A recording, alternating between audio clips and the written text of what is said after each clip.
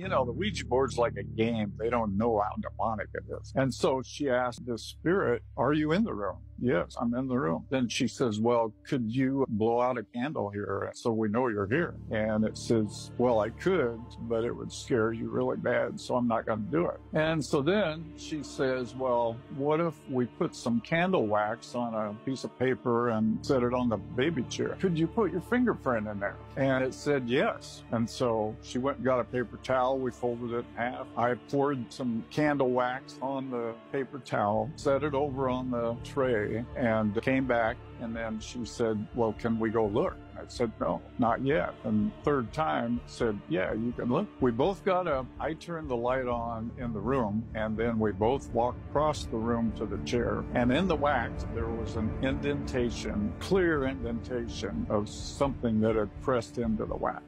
My first reaction was, we're going to be rich. I got the fingerprint of a demon. I thought, we're going to be famous. You know, I was excited. I said, wow, thing's real, you know. And so we brought it back. And then she said, if you put your finger in there, if there was some excess wax that stuck to your finger, where did that go? And it spilled out on the back.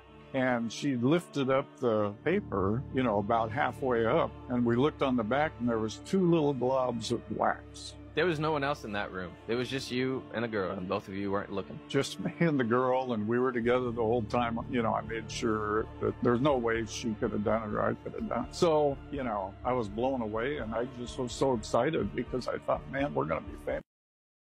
Playing the Ouija board, and we got the fingerprint of a demon. She's like, what? I said, we got the fingerprint of a demon. You need to see this thing. She said, are you out of your mind? And she said, don't do anything. I'm coming home. They came home. She was all freaked out. She saw it. He saw it. They were freaked out. So they believed it. Oh, yeah, because, you know, I mean, they could see it wasn't like one of our fingerprints, you know, it wasn't the size and everything. It wasn't possible.